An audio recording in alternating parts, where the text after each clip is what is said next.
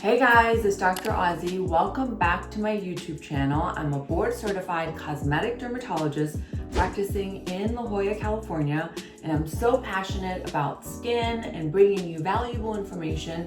And today I want to talk to you about acne scarring because I get so many questions about scarring and I love treating acne scarring. There's nothing more rewarding than helping somebody who's battled with acne scars their whole life. It brings back their confidence. It's one of my favorite treatments to do in the office. But before we get started, guys, make sure you rate, review, and subscribe and turn on your notifications so you know when I upload a new video. A lot of you ask, how can I get rid of scarring? What products do I use? What treatments are available? So let's get started. First of all, let's differentiate between acne scars and acne stains. Yes, there are two separate things, but everybody lumps them together with acne scars. So stains are what's left over after your acne pimple goes away. It's not technically a true scar yet. It's more like a discoloration in the skin. Now, depending on your skin type, for darker skin tones, it tends to leave behind a purple, then go to a brown discoloration. For more lighter skin tones, it leaves behind sort of a red, pink stain. And these things can last forever. So they look like true scars, but they're really just temporary stains. So the red is called post-inflammatory erythema, which means red stain after inflammation, because that's what acne does. Anytime you have disruption of your skin, whether it's from a pimple, a rash, any type of disruption, your skin is going to heal with a stain. And in darker skin, it tends to be more melanin and pigment. So we treat those differently. For the post-inflammatory erythema, so let's look at that. These can last for months, sometimes up to a year. So the best treatment really is using a retinol because retinols help renew the skin. So they make those stains go away faster. So make sure you're on a retinoid that makes the skin turn over and makes new skin cells more regularly and allows for the skin to mature through the skin layer a little bit more efficiently. Number 2 is azelaic acid. So for those stains, azelaic acid works great. And then if you're not getting anywhere and you still feel like they're taking forever to go away, then you need to see a dermatologist for a vascular laser. That's really the most effective way to get rid of post-inflammatory erythema because it's from these little tiny broken capillaries that form on the surface of the skin after the pimple goes away that causes that red stain.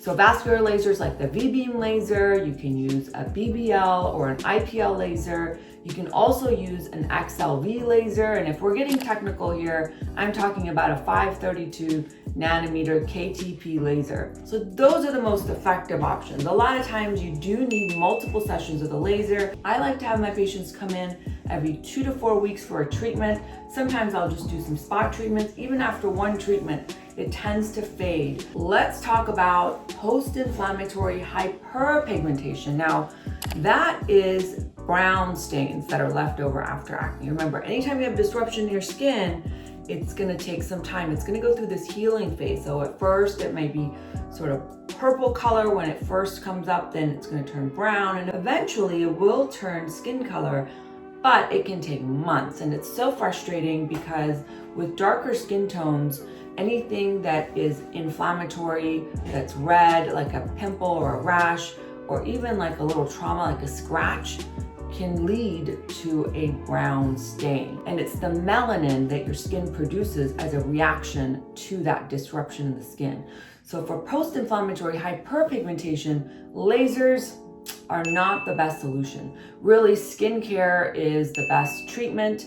I like to put people on a bleaching regimen, and that could include things with hydroquinone, kojic acid, emlica, berberry, arbutin, and niacinamide. Those are skin brighteners. They tend to fade hyperpigmentation. Now, they're not gonna actually bleach your skin. I say bleaching agents but they're not really like Clorox that you put on your skin. You're not gonna end up with like white skin and like, you know, normal skin color. So they're really designed just to get the extra melanin out of your skin. So the prescriptions are definitely more effective. They can also be stronger, so have to make sure that you are using the right products in your regimen so you're not overdoing it, because again, you don't want to get a reaction because then you'll end up with more brown staining. So it's so important to see a dermatologist. You can also see me for a photo consult, but we do carry a very effective bleaching agent. You can see here in these photos that they can be bleached out. Lasers, you run the risk of making them worse, but chemical peels are effective. So you can do what's called a Jesner's peel. That tends to be the least inflammatory, and I find it to be one of the safest peels to do in the office with a professional. Mind you, don't do it at home, guys. This is not the stuff you want to mess around with DIY at home. So a Jesner's peel helps renew the skin and gets that pigment out.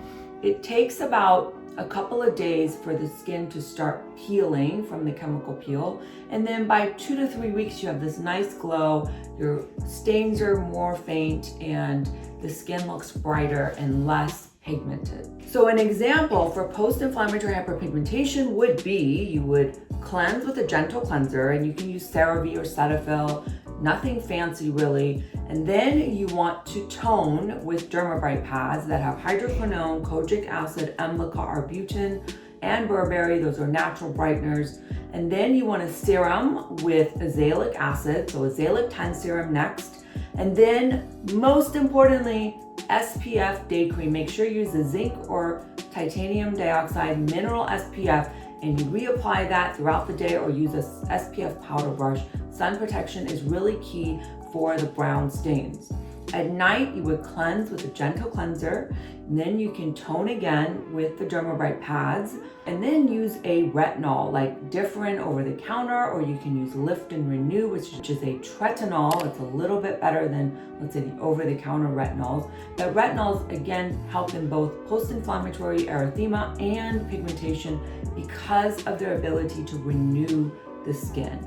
If you have sensitive skin, what I would suggest is first moisturize after you tone with the DermaBright pads, and then wait some time and apply your retinol later in the evening, like at bedtime. So an example of a skincare routine for the red stains would be, you would cleanse with a gentle cleanser in the morning, then you would use a serum called Azelaic 10 serum, which has azelaic acid in it, and then use an SPF day cream.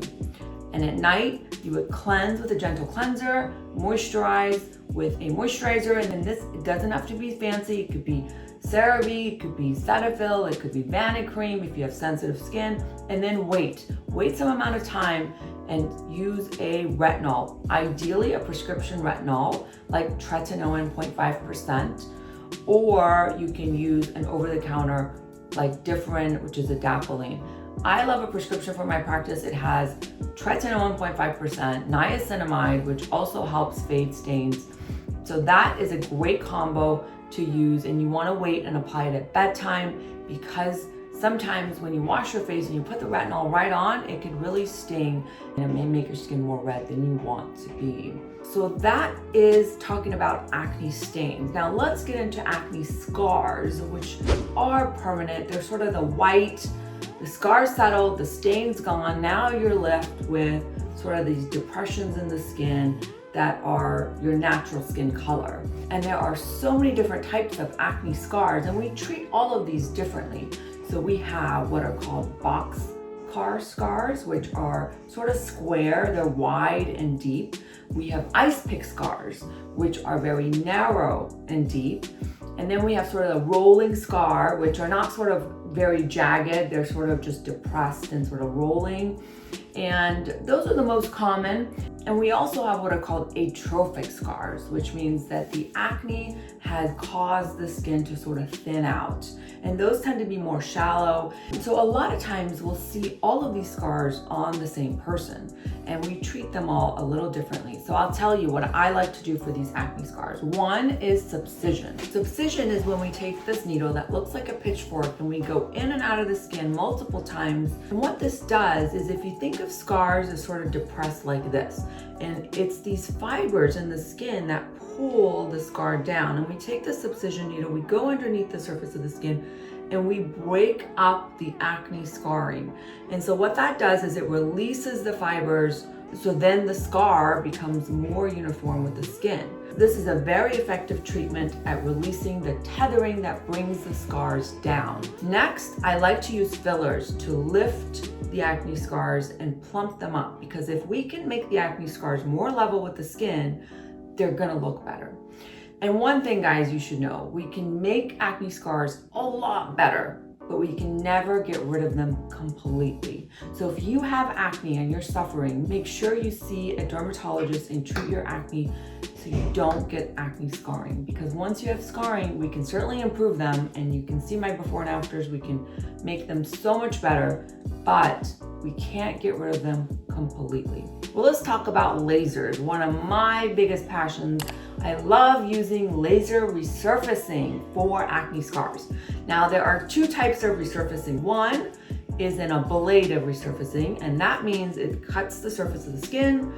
The other type is a non-ablative acne resurfacing. It doesn't touch the surface of the skin, but it goes underneath the skin and smooths the skin from underneath. So types of ablative resurfacing are things like the CO2, the erbium laser.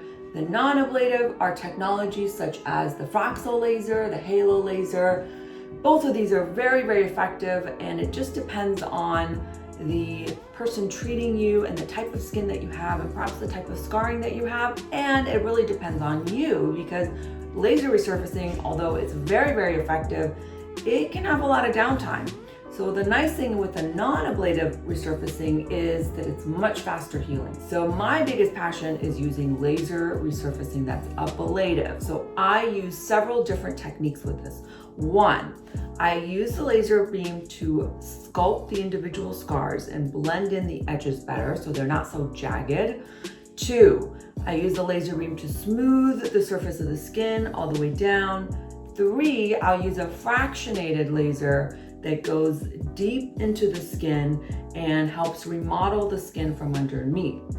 So those are the three types of lasers. I'll do all of this in one session: subcision, filler, and lasers in the one session for a comprehensive treatment. Then I'll follow up with lighter treatments like a Fraxel or a halo, or even microneedling really does help improve the texture of acne scars.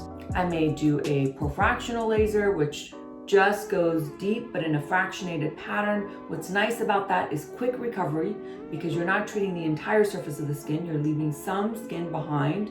Or a Fraxel or halo laser, which again is much faster recovery. You don't have sort of the open skin because it doesn't ablate or cut the surface of the skin. Okay, so everybody always wants to know, what's the recovery like? What am I gonna expect after this treatment? So it depends on what we do. If we just do subcision and filler, then you can expect some swelling, expect some bruising. That generally lasts for a few days, but bruising can last up to 5 days. In terms of lasers, if you get the full-on resurfacing laser that's ablative, you're looking at a good 5 to 7 days. But typically, that one big treatment tends to be the most robust. We see a lot of improvement. So you may have to come back and do smaller treatments. That's the benefit, but you will have sort of open skin. You do have to protect the surface of the skin with a healing balm so that the new skin grows in. And at 7 days, you can expect the skin to be the smooth, fresh, pink baby skin almost. So be sure to protect your skin from the sun, especially if you're darker skin tone, because if you get sun on that fresh, new baby smooth skin, then you may end up with pigmentation, which is not what we want. So a lot of times for darker skin tones, I will put them on a bleaching regimen prior to their laser treatment, just to make sure they don't get that post-laser pigmentation. And I like to wait for 2 to 3 months before doing any other treatment after these sessions, because the skin continues to remodel, continues to improve. And a lot of patients come back at 3 months and they're like, it looks so much better now than it did even a month after the laser. So be patient. Remember, your skin is not Amazon Prime. It's not gonna deliver in 2 days. It takes time for the healing, for that collagen to remodel. so be patient. Now, if you're getting the non-ablative treatments such as the Fraxel, the Halo, you're looking at a 3 to 5 day downtime, mostly swelling, so you don't have that open skin that you do after ablative resurfacing.